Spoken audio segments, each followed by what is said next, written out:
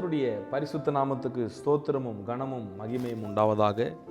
உங்கள் யாவரையும் மறுபடியும் இந்த காணொளியின் மூலமாய் பார்க்கிறது மிகுந்த மகிழ்ச்சி அளிக்கிறது.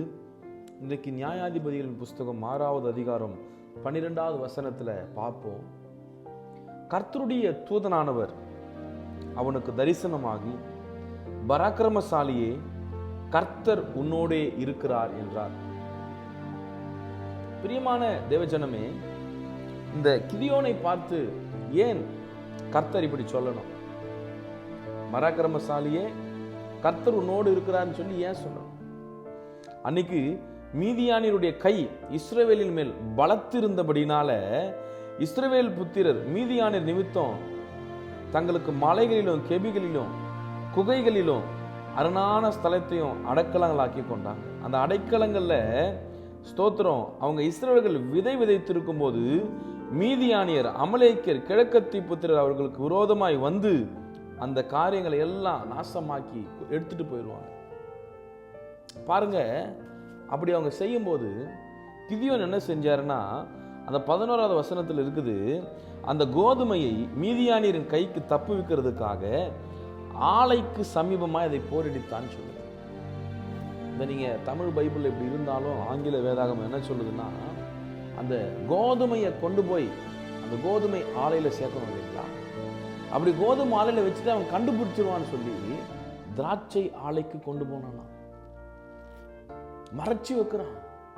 நீ அந்த கோதுமை ஆலையில தானே போய் பார்ப்ப, நான் அதனால என்ன செய்ய போறேன், அந்த திராட்சை ஆலைக்குள்ள கொண்டு போய் வைத்து விட்டால் நீ எப்படி என்னை கண்டுபிடிக்க முடியும் என்று சொல்லி கிதியோன் கொஞ்சம் யோசித்து, எப்படியாவது இந்த கோதுமையை நான் மீட்டு விட வேண்டும் என்று சொல்லி மீதியானியர் கைக்கு அந்த காரியங்களை தப்புவிக்கிறதுக்காக அவன் யோசித்து செயல்படுகிறான், அவன் சிந்திக்கிறான்.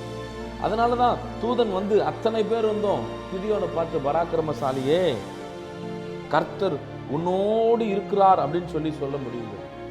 பிரியமான தேவஜனமே, கர்த்தர் இன்னைக்கு உங்களை பார்த்து என்ன சொல்லுகிறார்னா, பராக்கிரமசாலியே, நான் உன்னோடு கூட இருக்கிறேன்னு சொல்றார். நீ எதை தப்புவித்துக் கொள்ள வேண்டும் என்று நினைத்தாயோ அதை நீ தப்புவித்துக் கொள்ளுவாய்ன்னு ஆண்டவரோடு பேசு. அந்த மீதியானியர் கூட்டத்துக்கு நீ பயப்படாதேன்னு ஆண்டவர் சொன்னார். கிதியோனை வைத்து யுத்தங்களை நடத்தி அதில் வெற்றியையும் பெற வைத்தார். வேதவசனம் சொல்லுகிறது அல்லவா, குதிரை யுத்த நாளுக்கு ஆயத்தமாக, ஜெயமோ கர்த்தரால் வரும் என்று சொல்லி. அப்படித்தான் நீங்களும் யுத்தத்துக்கு ஆயத்தமா இருங்க.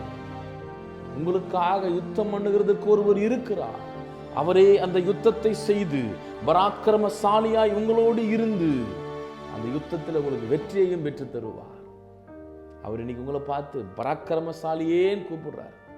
கிதியோனை போல ஒருவேளை நான் ஒண்ணுமே இல்லை நீங்க சொல்லலாம், ஆனா கர்த்தர் உங்களை கொண்டு தான் தப்புவிக்க வேண்டிய காரியங்களை தப்புவிக்க போகிறார். உங்களுடைய ஆத்மாவை கொள்ளை பொருளை போல தப்புவிக்க போகிறார். உங்கள் சரீரத்தை வியாதிகளிலிருந்து தப்புவிக்க போகிறார்.